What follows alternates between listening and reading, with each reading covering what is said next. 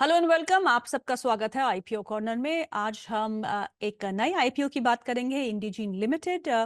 ये आईपीओ जो है ये मई 6 को खुलेगा और मई 8 को बंद होगा। आईपीओ का प्राइस बैंड 430 से 452 रुपीस पर इक्विटी शेयर का है और इशू साइज जो है वो है 1842 करोड़ रुपए का।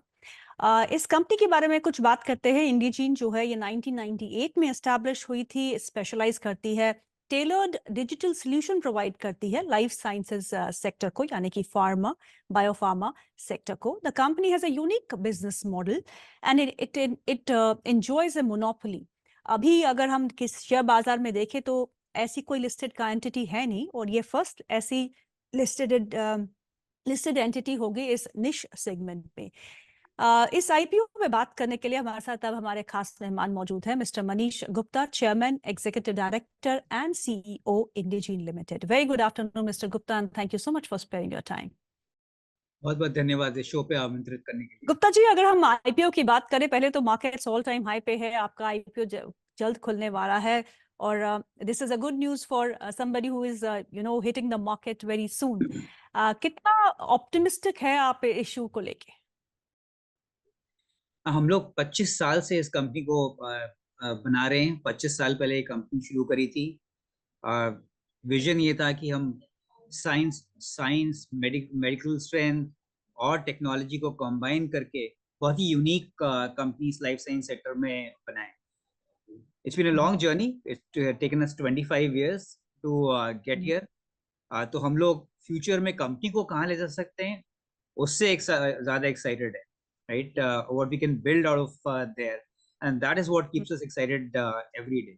IPO is an important milestone, of course, in this journey, but where we take this company is the most exciting thing for us. अगर हम आईपीओ के इशू की बात करें तो फ्रेश इशू ऑफ शेयर्स होंगे 16.8 million and alongside there is an offer for sale जो करीबन 23.9 मिलियन शेयर्स का होगा, अप्रॉक्स 1081 करोड़। इस इशू के बाद how do you see the share holding pattern changing? So the shareholding pattern, what's going to happen is जो offer for sale है वो प्राइमरीली हमारे दो प्राइवेट इक्विटी इन्वेस्टर से आ रहे हैं। एक okay. Private equity investor Carlyle, one of the largest private equity firms in the world, उनका होल्डिंग 21% से कम होके तकरीबन 15% रह जाएगा। ओके। और एक और दूसरा प्राइवेट इक्विटी फंड है Brighton Park Capital, based out of Connecticut and न्यूयॉर्क। उनका होल्डिंग 12% से थोड़ा कम होके 10% से थोड़ा सा 10% से कम हो जाएगा। तो ये बिग चेंजेस होंगे। फिर एक family office has been an investor in us for a long period of time, okay. Since 2005 और सो। उनका होल्डिंग 27% से कम होकर टोटल बिटवीन वेरियस एंटिटीज 24 के आसपास रह जाएगा। सर, ये इस इशू का ऑब्जेक्टिव क्या है? How are you going to use the proceeds from the issue? तो इस इश्यू में हम लोग 760 करोड़ रुपए एज प्राइमरी कैपिटल रेस कर रहे हैं।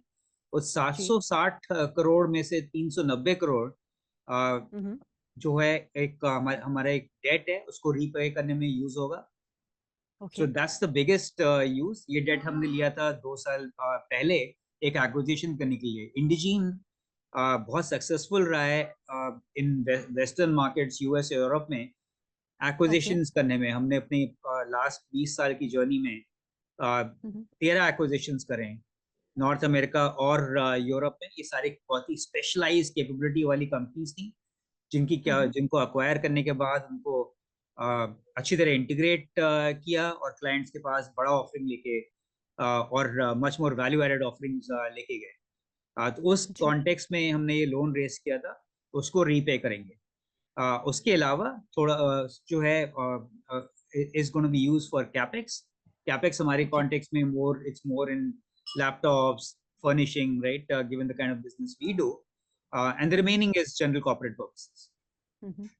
अपने क्लाइंट बेस के बारे में बताएंगे सर कुछ? आपके कितने एक्टिव क्लाइंट्स इस समय हैं और what is the revenue mix like? How much of the revenues do you get from your international clients and how much is the domestic exposure? तो बहुत इंपॉर्टेंट क्वेश्चन है और ये that's something which is a very big strength of the company. हम लोग as Indegene top 20 global pharma companies के सबके साथ काम करते हैं and has a very अच्छा। long track record of working with these companies. So all the top 20 global pharma companies हमारे कस्टमर हैं और बहुत सालों से कस्टमर। उसके अलावा जो है हमारे 45 और active customers, right? So total active customers are 65, उसमें से टॉप 20 आर देयर, राइट? 65, जो रिमेनिंग 45 हैं, they are mid size pharma companies, biotech companies और मेडिकल डिवाइस कंपनीज। इन कस्टमर्स में आउट ऑफ दी 65, 35 और 35 कस्टमर्स ऐसे हैं जिनसे हम $1 मिलियन पर ईयर रेवेन्यूज करते हैं, $1 बिलियन से ज्यादा रेवेन्यू पर ईयर करते हैं, and that number has increased from 22 3 years back. Okay. Gupta ji, लेकिन ये बताइए कि आपकी dependence seems to be more on a few limited 20 majors that you spoke about. Isn't that a risk factor? We don't see as a risk factor because one of the things about this industry is very risk averse, right? It is very complicated. It is highly regulated. So once you get in, right, and you have, and of course you have to execute in the correct way, then it's a very sticky industry. That's why it takes so much time. It has taken us 25 years to build this company and these customer relationships. The other thing is कि कोई भी हमारा बड़ा customer होगा तो उसमें जी। वैसे revenue ज्यादा होंगे, बट वो एक कॉन्ट्रैक्ट नहीं होता है। हम लोग कई सारी चीजें करते हैं, सेल्स एंड मार्केटिंग टीम्स के साथ काम कर रहे होंगे, उनके साथ भी 3 चीजें कर रहे होंगे, रेगुलेटरी टीम के साथ काम कर रहे होंगे, मेडिकल अफेयर्स टीम के साथ काम कर रहे होंगे, सेफ्टी और फार्माकोविजिलेंस टीम्स होंगे, उनके साथ काम कर रहे होंगे। तो ये 4-5 कॉन्ट्रैक्ट होंगे और ज्यादा हो सकते हैं, और उन सबका बाइंग ग्रुप भी डिफरेंट होता है, राइट? एक कस्टमर है तो एक कस्टमर दिखता है, एक कस्टमर है, पर वो मल्टीपल कॉन्ट्रैक्ट होते हैं।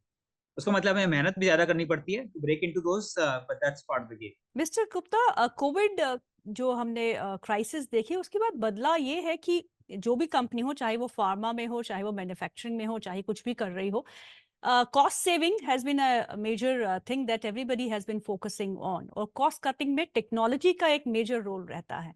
तो क्या एक कोविड के बाद क्या बदला है जो कि आपकी कंपनी को that is going to benefit from it? So हमारी कंपनी का फोकस शुरू से ये रहा है कि हम लोग डिजिटल एआई, राइट, को जो है मेडिकल एक्सपर्टीज और हेल्थ केयर एक्सपर्टीज के साथ कंबाइन करें, और बहुत ही कोर प्रोसेसेस फार्मा इंडस्ट्री के, regulatory, medical affairs, clinical trials, sales and marketing, drug safety, इनको बेटर बनाने में करें, more effective and more efficient, right? That has been the theme of the company. तो हम लोग बहुत सालों से इन्वेस्टमेंट कर रहे हैं डोमेन कैपेबिलिटीज में, मेडिकल एक्सपर्टीज में, और टेक्नोलॉजी प्लेटफॉर्म्स जो कि इन इफेक्टिवनेस और एफिशिएंसी इन सारे प्लेटफॉर्म्स में ड्राइव कर सकते हैं। व्हेन कोविड जब हुआ तो digital adoption of this technology increase a lot, and that's why हम लोग का 2020 से 2023 तक का growth rate was north of 50% from a revenue perspective. जी। और अगर डोमेस्टिक मार्केट की बात करें, इंडियन मार्केट की बात करें, यहाँ आपकी पकड़ कैसी है और यहाँ पे आपका क्लाइंट पाइपलाइन कैसा लग रहा है? सो अब देखिए, हम लोग का जो रेवेन्यू है, अब ग्लोबल फार्मा इंडस्ट्री को यदि स्पेंड देखिए, तो global pharma industry total $1.8 trillion से थोड़ा सा ज्यादा है, राइट? और slated to be $2.1 trillion by 2026। जो ऑपरेशनल स्पेंड है, the areas which are relevant to us in all the things which we called out, it is slated to be $200 billion, $201 billion by 2026। इस operational spend में जो 200 billion से ज्यादा है, 65% US में होता है ये स्पेंड, 25% यूरोप में। हमारा revenue, so which means 90% of spend US and Europe में हो रहा है। तो हमारा आप रेवेन्यू देखिए, तो 66% यूएस से आता है, 30% यूरोप से आता है, विच 96%। So it's pretty much mirroring the global pharma industry spend.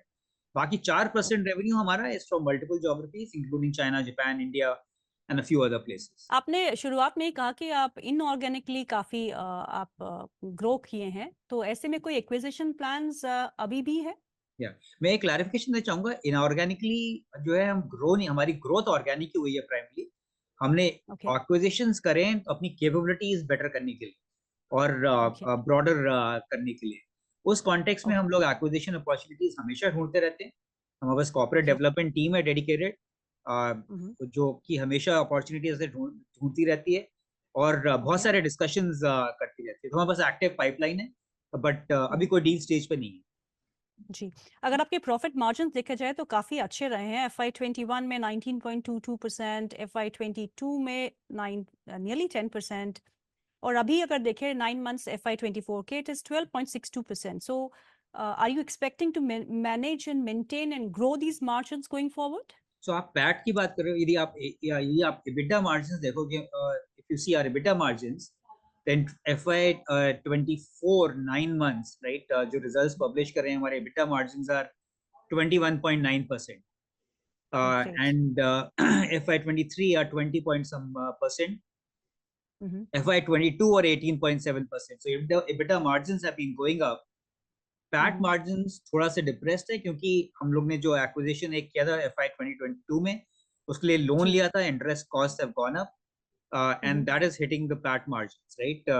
As soon as we repay this loan, and that's the reason why one of the objects of the IPO Mhm. is to repay this loan, we Mhm. will have our interest costs coming down, and the PAT margins to that extent should be Mhm. effective positively.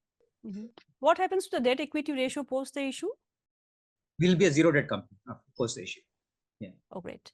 Mr. Gupta, बहुत बहुत शुक्रिया आज हमारे programme में शामिल होने के लिए. Thank you so much for being with us and we wish you all the best for Thank the you so much for your forthcoming. time. Thanks. Thank you.